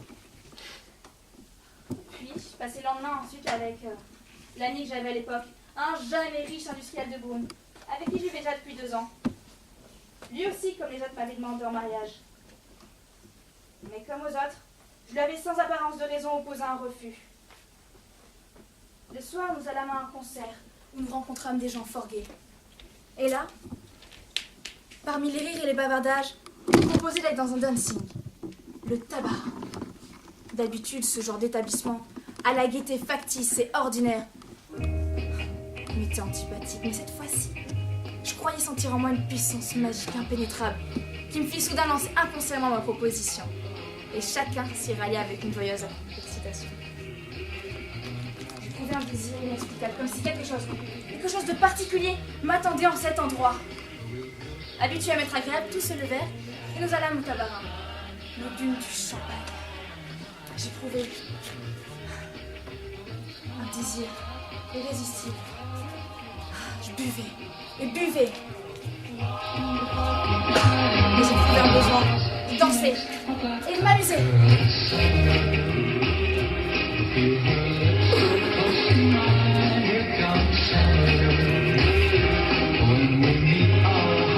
Et soudain, je te vis. Tu étais là, à la table voisine. Et tu portais sur moi ce regard d'admiration et de désir qui toujours m'a remué jusqu'au tréfonds de l'âme. Pour la première fois depuis 10 ans, tes yeux s'attachaient de nouveau sur moi. Je tremblais. Le verre que je tenais levé faillit tomber de mes mains. Heureusement, mes compagnons ne remarquèrent pas mon trouble, masqué par le bruit des rires et de la musique.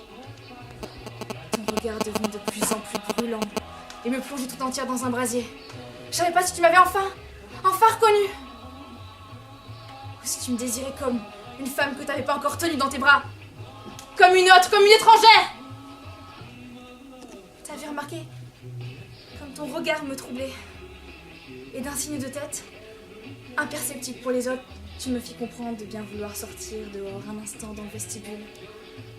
Puis tu réglas l'addition de façon ostensible, pris congé de tes amis et sortis. Non sans m'avoir fait signe encore une fois que tu m'attendais dehors. Je tremblais, comme si j'étais en proie au froid ou à la fièvre.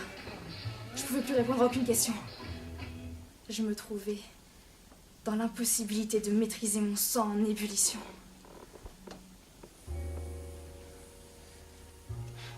Dehors, tu m'attendais dans le vestibule devant le vestiaire. Ton regard s'éclairant en me voyant venir. Tu as couru souriant devant moi. Je vis aussitôt que tu ne me reconnaissais pas. Tu reconnaissais ni l'enfant ni la jeune fille d'autrefois. De nouveau, en tendant la main vers moi, tu l'avançais vers quelqu'un de nouveau, quelqu'un d'inconnu. Mais pourriez-vous un jour, moi aussi, m'accorder 1 heure? Me demandas-tu familièrement. Je sentis à ton assurance que tu me prenais pour une de ces femmes qui se vendent pour la soirée. Oui. C'était le même oui tremblant, et pourtant naturel et bien consentant par lequel il y avait plus de 10 ans, la jeune fille que j'étais alors t'avait répondu dans la rue crépusculaire. Et quand pourrions-nous nous voir? Quand vous voudrez. Devant toi, j'avais aucune honte. Tu me regardas un peu étonné. Et seriez-vous libre maintenant? Oui, partons.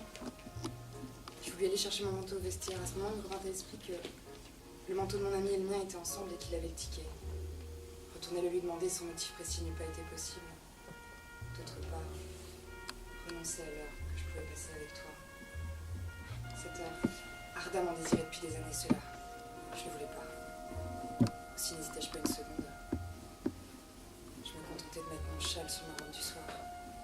Et je sortis dans la nuit brumeuse et humide, sans m'occuper de mon manteau, sans me soucier de l'être bon et affectueux qui me faisait vivre depuis des années, de l'homme que je couvrais de ridicule en le laissant ainsi, devant ses amis, au premier clin d'œil d'un étranger.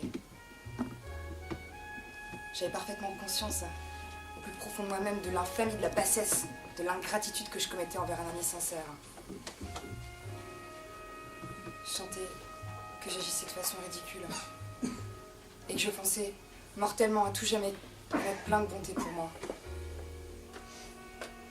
Je me rendais compte que je brisais ma vie, mais que m'importait l'amitié, que m'importait l'existence au prix de l'impatience que j'avais de sentir encore une fois tes lèvres et d'entendre monter vers moi tes paroles de tendresse.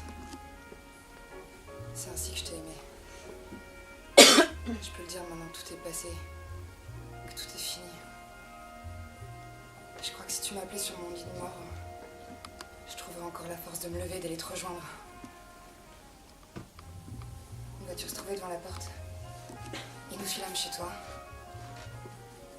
J'entendis de nouveau ta voix. Je te sentis de nouveau tendre, tout près de moi. J'étais exactement aussi enivrée, en proie au même bonheur confus et enfantin qu'autrefois. Dans quel état d'exaltation je grimpais les escaliers pour la première fois après plus de 10 ans. Je peux pas te dire comment dans ces quelques secondes, un double sentiment confondait en moi tout le passé et tout le présent. Comment dans tout cela, j'apercevais toujours que toi. Il y avait peu de changements dans ta chambre. Quelques tableaux en plus, un plus grand nombre de livres. Ici et là, des meubles étrangers.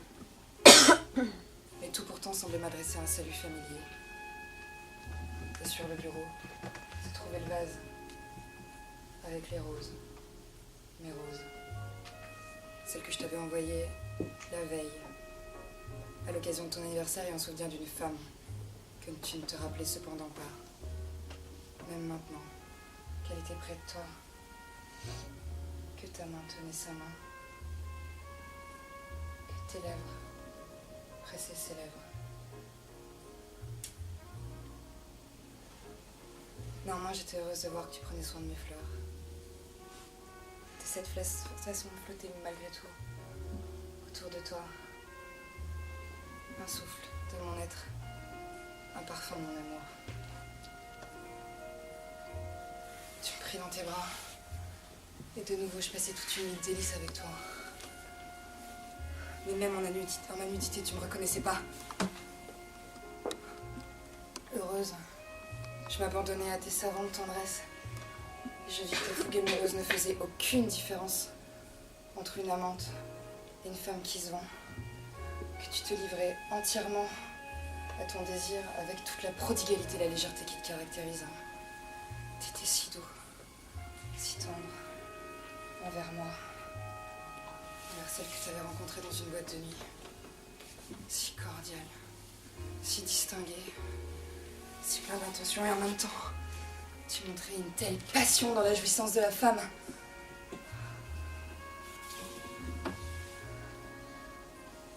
De nouveau, enivré de l'ancien bonheur,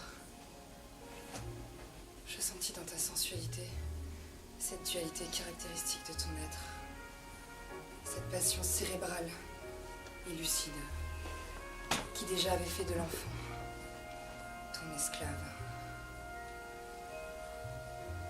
Jamais je n'ai connu chez un dans ses caresses un abandon aussi absolu au moment présent.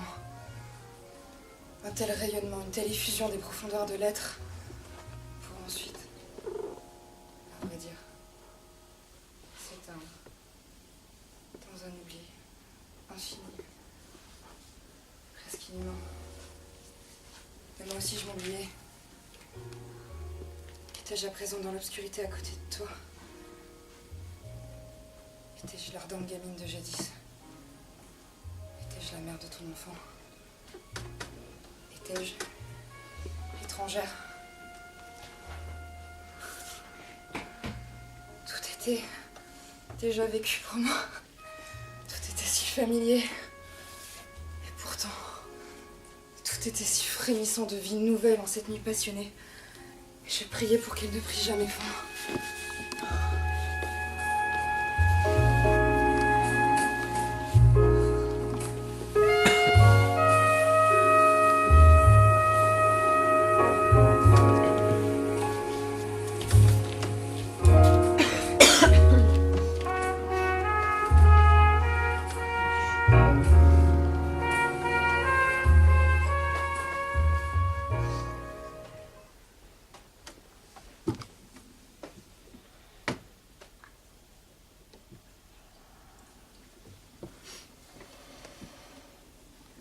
Mais le matin arriva.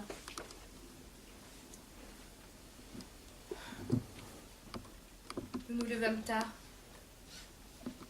Tu m'invitas encore à déjeuner avec toi.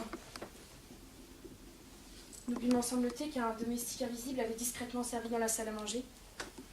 Et nous discutâmes. De nouveau, tu me parlas avec la familiarité franche et cordiale qui t'est propre. De nouveau, sans me poser de questions indiscrètes, sans manifester de curiosité à l'égard de ma personne. Tu me demandas ni mon nom, ni mon domicile. Une fois de plus, je n'étais pour toi que l'aventure, la femme anonyme, l'heure de passion, qui se volatilise dans la fumée de l'oubli sans laisser de traces. Tu me racontas que maintenant, tu allais faire un long voyage de 2 ou 3 mois en Afrique du Nord. Je tremblais au milieu de mon bonheur car déjà à mon oreille retentissait le martèlement de ces mots. Fini, fini, oublié. Volontiers, je me serais jetée à tes genoux en te priant. Emmène-moi, emmène-moi avec toi pour qu'enfin tu me reconnaisses. Enfin, enfin, après tant d'années. Mais j'étais timide et lâche. Servile et faible devant toi. Je ne pus que dire quel dommage. Ton regard se posa sur moi en souriant. Tu me demandas, en éprouves-tu vraiment de la peine? À ce moment, je fus prise d'un brusque emportement. Je me levai, je te regardais fermement, longtemps. Puis je dis, l'homme que j'aimais est lui aussi toujours en voyage. Puis je te fixai droit dans la prunelle. Maintenant, il va me reconnaître. Mon âme toute entière tremblait à cette pensée. Mais tu ne répondis que par un sourire. Et tu déclaras pour me consoler. Oui, mais on revient. Oui, répliquai-je. On revient. Mais on a oublié.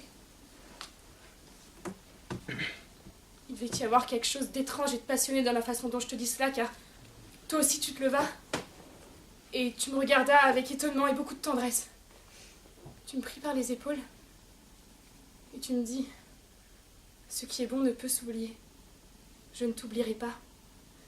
Et en même temps, ton regard plongeait au plus profond de moi-même, semblant vouloir prendre l'empreinte de mon image.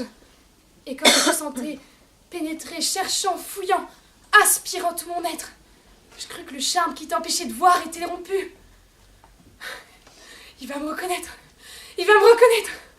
Mon âme tout entière tremblait à cette pensée, mais tu me reconnus pas. Non, tu me reconnus pas. Et à aucun moment je te fus plus étrangère qu'en cette seconde. Sans quoi, jamais, jamais tu n'aurais pu faire ce que tu fis quelques minutes plus tard. Tu m'avais embrassée. Embrassée encore une fois. Passionnément. Je dus réparer le désordre de mes cheveux.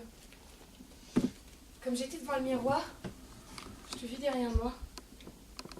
Je crus m'évanouir de honte et d'effroi, en train de glisser dans mon manchon quelques gros billets de banque. Comment j'étais assez forte pour ne pas te gifler, ne pas crier à ce moment-là. Moi qui t'aimais depuis mon enfance, moi la mère de ton enfant, tu me payais pour cette nuit. À tes yeux, j'étais qu'une cocotte du tabarin. Et tu m'avais payé. Oui, payé. C'était pas assez que tu m'eusses oublié. Fallait encore que tu m'avélises. Je ramassai rapidement mes affaires. m'en aller vite, je souffrais trop. J'ai avancé ma main sur le bureau pour prendre mon chapeau. Il était là, à côté du vase, dans les roses blanches. Mes roses. À ce moment, un besoin puissant, irrésistible s'empara de moi. Je devais tenter encore une fois de réveiller tes souvenirs. Ne voudrais-tu pas me donner une de tes roses? Dis-je. Volontiers, répondis-tu. Et immédiatement tu en pris une. Mais peut-être est-ce une femme qui t'aime qui te les a données? Peut-être, répondis-tu. Elles m'ont été données je ne sais par qui, et c'est pourquoi je les aime tant. Je te regardais.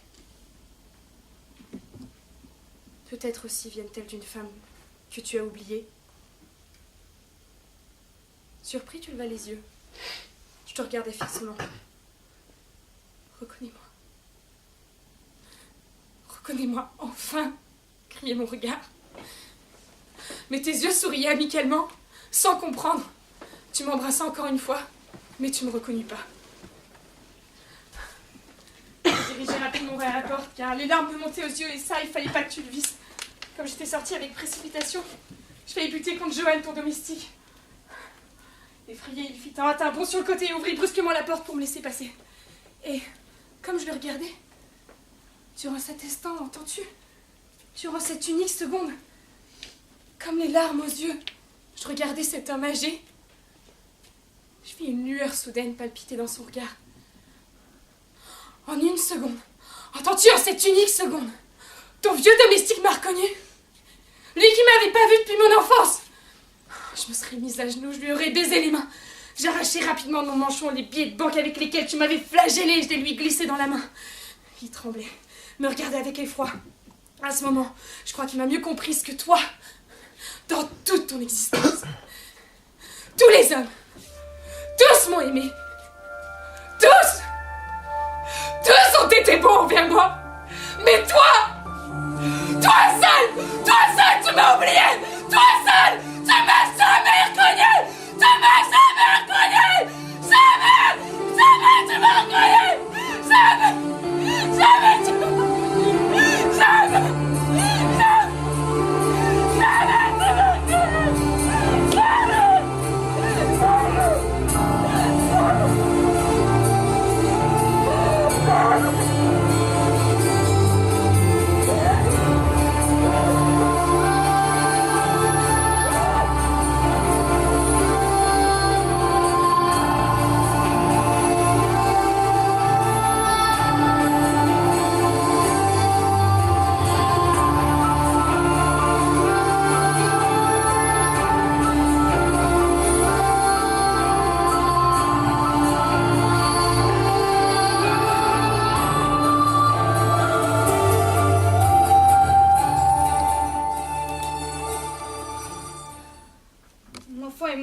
notre enfant.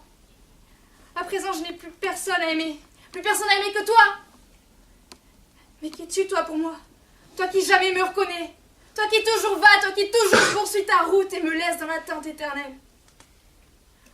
Un jour, je pensais te tenir. Tenir en cet enfant l'être fuyant que tu es. C'était aussi ton enfant. Et pendant la nuit, il m'a quitté cruellement pour partir en voyage. Il m'a oublié et jamais il reviendra. De nouveau, je suis seule. Plus seule que jamais. Je n'ai rien. Plus rien de toi, rien. Plus d'enfant. Pas une ligne, pas un mot. Pas un souvenir. Et si quelqu'un prononçait mon nom à côté de toi, il n'aurait pour toi aucune signification. Et pourquoi ne mourrais-je pas volontiers? Puisque pour toi, je n'existe pas. Pourquoi ne pas quitter son nom puisque tu m'as quitté? Non, mon bien-aimé, non. Je t'accuse pas. Je ne veux pas que mes lamentations aillent jeter le trouble dans la joie de ta demeure. Ne crains pas que je t'obsède plus longtemps. J'avais besoin de crier. Encore une fois, à cette heure effroyable où mon enfant est étendu là, sans vie et abandonné.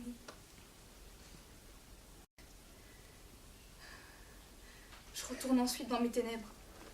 Muette. Muette comme je l'ai toujours été à côté de toi. Ce n'est qu'une fois que je serai morte que tu recevras ce testament d'une femme qui t'a aimé plus que toutes les autres, que tu n'as jamais reconnue, d'une femme qui n'a cessé de t'attendre, que tu n'as jamais rappelé. Mais peut-être à présent me rappelleras-tu. Et pour la première fois, mon bien-aimé, je te serai infidèle. Car au fond de ma tombe, j'entendrai pas ton appel. Je te laisse aucun portrait, aucune marque d'identité. De même que toi, tu ne m'as jamais rien laissé. Jamais tu me reconnaîtras, jamais. C'était ma destinée dans la vie, qu'il en soit de même dans la mort. Je meurs facilement, car de loin tu ne t'en rendras pas compte. Je peux plus continuer à écrire. J'ai la tête si lourde. Les membres me font mal, j'ai la fièvre. Je crois que je vais être obligée de m'allonger tout de suite. Ce sera peut-être alors bientôt fini. Adieu. Je te remercie, ce fut bien comme ce fut, malgré tout. Jusqu'à mon dernier souffle, je t'en remercierai. Je me sens soulagée. Je t'ai tout dit, tu sais à présent combien je t'ai aimé. Et pourtant cet amour ne te laissera rien de pesant. Je ne te manquerai pas. Cela me console, mon bien-aimé.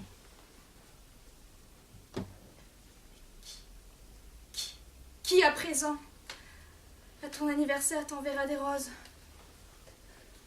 Le vase sera vide. Ce sera fini de ce faible souffle de ma vie qui flottait autour de toi une fois lent. Je t'en prie, mon bien-aimé. Par amour pour moi, fais ce que je te demande. Chacun tes anniversaires, procure-toi des roses. Mets-les dans un vase. Fais cela. Fais cela, mon bien-aimé. Comme d'autres font dire, une messe pour une chère défunte. Je veux pas de messe. Je crois plus en Dieu. Je n'aime que toi. Je ne veux survivre qu'en toi. Mon bien-aimé. Rien qu'un jour. Dans l'année, tout à fait silencieusement comme j'ai vécu à côté de toi. Fais-le. Je t'en supplie.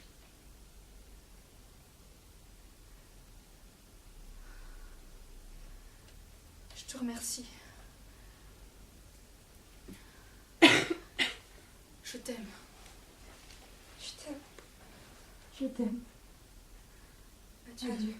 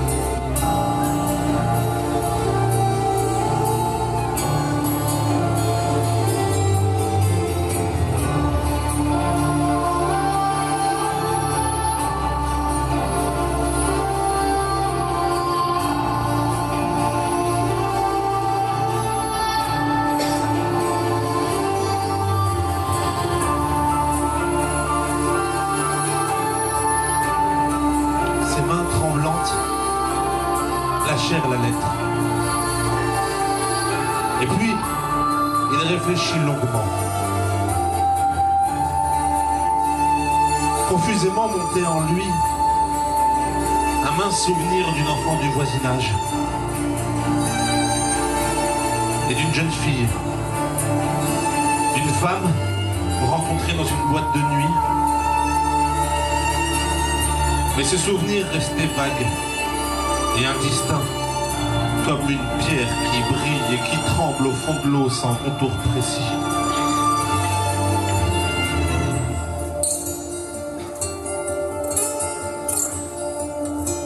Des ombres s'avançaient et reculaient, sans jamais constituer une image nette. Il remuait de tendres souvenirs, et pourtant, il ne se souvenait pas. Il lui semblait avoir rêvé de toutes ces figures, rêvé souvent et profondément, mais seulement rêvé. Son regard tomba alors sur le vase bleu qui se trouvait devant lui sur son bureau. Il était vide. Vide pour la première fois au jour de son anniversaire. Il eut comme un tressaillement de frayeur. Ce fut pour lui comme si soudain une porte invisible s'était ouverte et qu'un courant d'air glacé sorti de l'autre monde eût pénétré dans la quiétude de sa chambre. Il sentit que quelqu'un venait de mourir. Il sentit qu'il y avait eu là un immortel amour. Au plus profond de son âme, quelque chose s'épanouit. Et il eut pour l'amante invisible une pensée aussi immatérielle et aussi passionnée que pour une musique lointaine.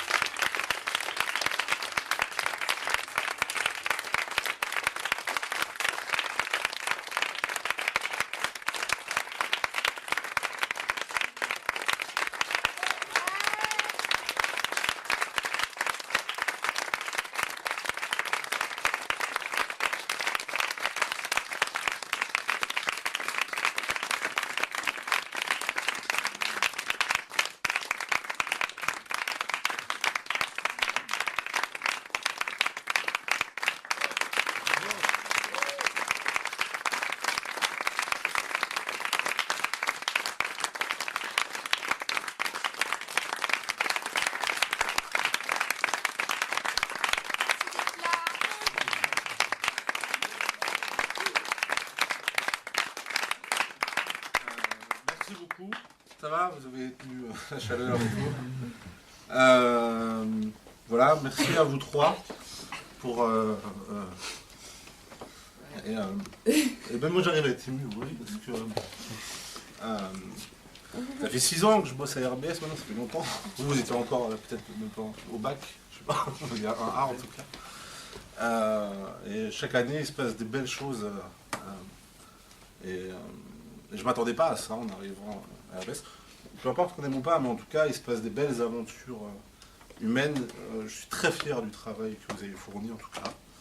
Et à chaque fois je repars un petit peu frustré parce que j'ai toujours envie que ça aille un peu plus loin. Et je crois qu'on ne peut pas, mais voilà, en tout cas merci énormément à vous trois. Merci à vous de venir à chaque fois, tous les ans, d'être fidèle même en plein partiel. Alors peut-être que demain on est partiel à 8h, les gens on est partiel à 8h, donc vraiment je vous remercie. À cause de la chaleur et tout, on a perdu du temps, donc le bus de 25 a été loupé, mais il y en a un à minuit je crois pile, juste là. Bon retour, bon échange, stage, césure et tout ça. Et à très bientôt et merci beaucoup. Reste là, bouge pas.